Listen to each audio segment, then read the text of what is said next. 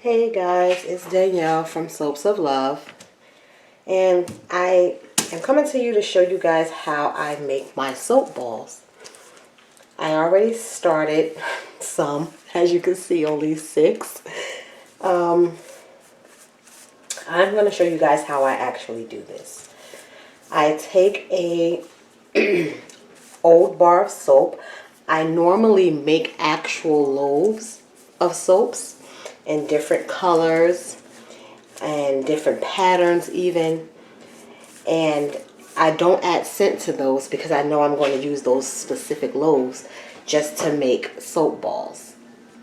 In this case, I took, because I wanted some pink and I didn't have any pink loaves, so I took, I'm sorry, I'm cleaning off, I had some little white soap on here. So I took one of my old pink bars of soap where the scent has gone away, and this bar of soap, this is my float soap. I whisked this soap when I made it, and it is hard as a rock. You know how certain soaps you can still kind of push inside when they're homemade? This one is rock hard. So I have over here, excuse me guys, I had to belch, I'm sorry. I have over here some of the bigger ones that I did on this side. Right here. I'm sorry, you guys. I'm thinking I have something in the camera and I don't. That I did on this side of the grater. And I'm sure some of you guys have this utensil in your kitchen to grate things that you use to cook for and cook with. And these here are just some big ones. And these are good for toppers, to top your soaps off, or even to, guys, my counter is clean. Just in case someone's wondering. I just have it on the paper because I don't want it getting stuck to the counter if I grate it on top of the counter. So I have here, these here, you could just place these as toppers on soaps. And you can also place these, sorry, trying to get a good view.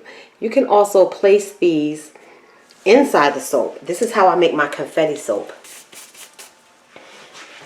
And we're going to get started.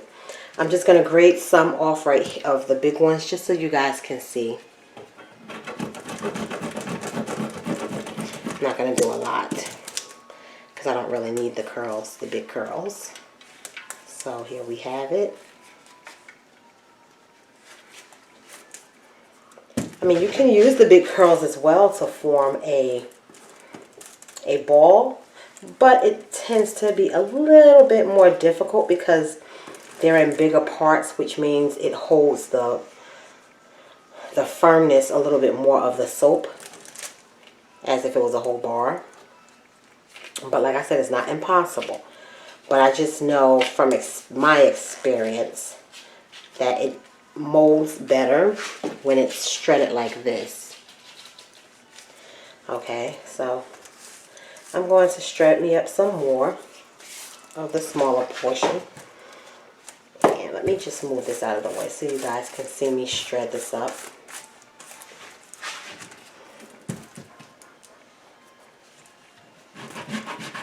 And guys, you can make a loaf of rainbow soap where it's not,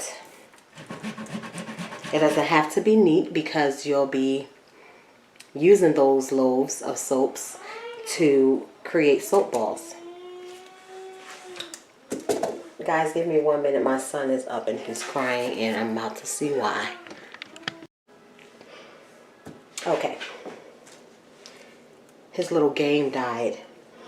He's 3 years old and he is better with electronics than I am.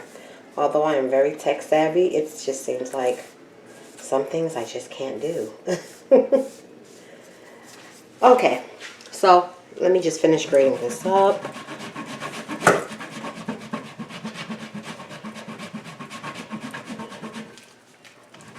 And this is literally all I do to make soap balls. And I'm sure a lot of other soapers make their soap balls the same way. I know before it wasn't as common because a lot of us were Uh-oh. I'm buying molds, looking for molds that will suit us into making these, but the molds never quite form the complete roundness of the ball. It always left a part of it flat-sided. Okay, so guys, I just take it and I guesstimate. And if it's not to my liking and size, I can just add more or take away. So if it's too big, I'll just take some away and continue to form it. If it's too small, I'll just add some to it and begin forming it, pushing and smashing it with my fingers and my hand. This process just might work better with no gloves, but I don't like the stickiness, see the residue that will all be on my hands, and I don't like that feeling. And you can also take one of the previous balls that you've made and size it up to see if it's just about the same size. And if the ball comes out a little bigger, that's fine, not a big deal. So guys, I'm getting ready to roll this, and my camera is getting ready to go out of focus, so please bear with me.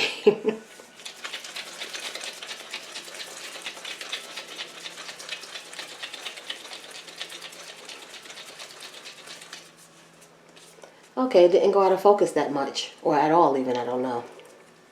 I wasn't looking. So, as I roll it, I mash it up, not mash, I just gently push and shove, push and shove to make sure that it gets into the shape that I really want it. And when you grade a hard bar soap and you grade it in such small portions like this, it softens up the bar, which allows you to shape it and mold it. So that's why I like to do them small and not the big parts, because it gets a little softer and it's workable.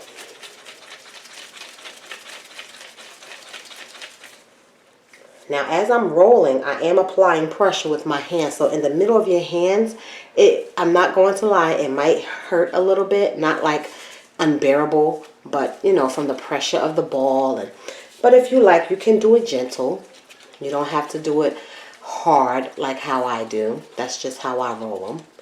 But you can roll them gently, you know, to help you out. And then here you go. It's not a perfect ball, but it's very well formed. Okay? And if some of you guys like, you can take like a cookie scooper, like what I use to make my truffles. And you can take these, then that way you can be more accurate in the size if you would like that. And let me just grab it and I'm going to show you.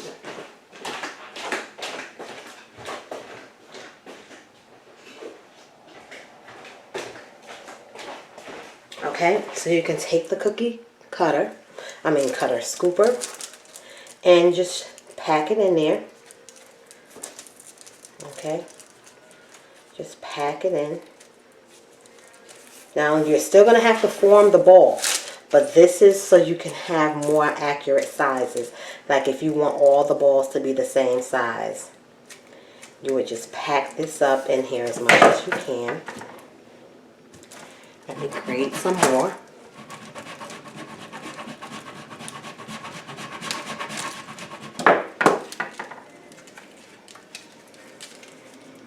Now this is a bit of work, guys, but you get the balls that you like, you get them in the colors that you like, and you get less of a mess because you don't have to worry about trying to be precise about dropping, using droppers to make balls like some people do.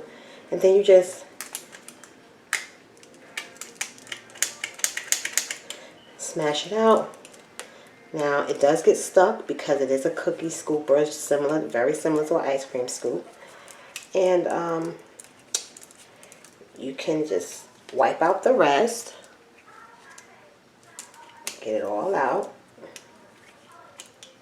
Okay. And then you just form the ball. Now, if that's just too much work for you guys, then don't even bother.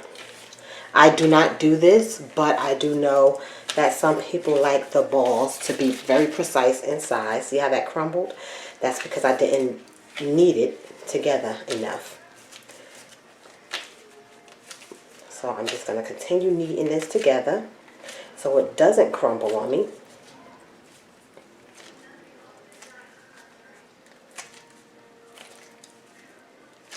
Okay, and I think that is good.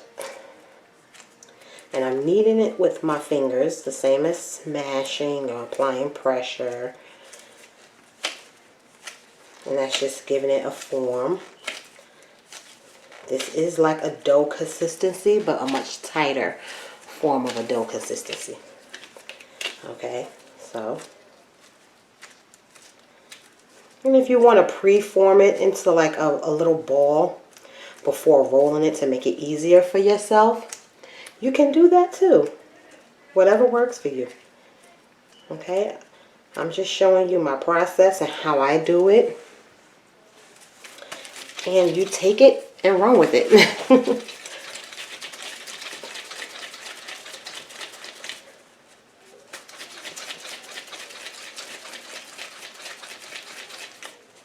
There you go. See, I have a little gappy there. And if it doesn't suit me, I just fix it and then I just push in the part that is sticking out a little bit on the pointier side. And I push them in to mold it a little bit. And then I just roll to complete it.